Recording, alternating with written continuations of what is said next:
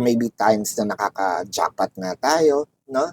We only do this one take. We may only, and we probably not gonna have a second chance.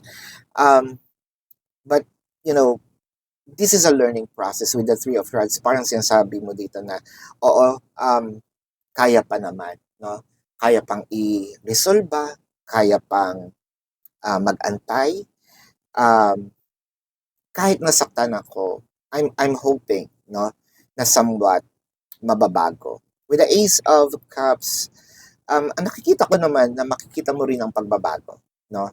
Mapapansin mo itong mga changes. There might be something between the line from the past and the current, from the past and the recent future rather, kasi this is the recent future.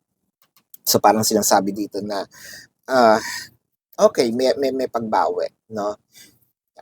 Siguro it may be just a little late, no?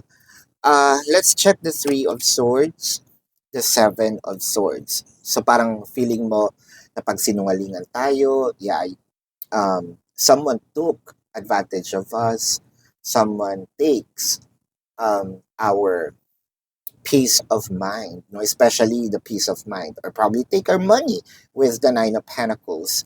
The Nine of Pentacles and the Page of Rods.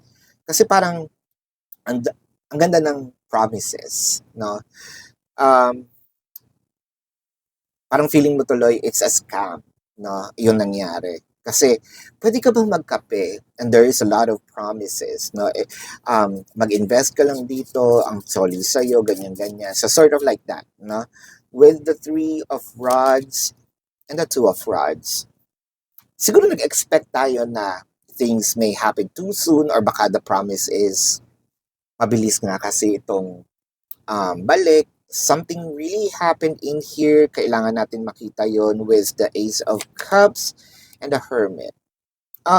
Nakikita ko naman medyo totoo, no, yung pre-promise. It just so happened that there may be underlying situation in here. Hindi naman siya nagpakita, pero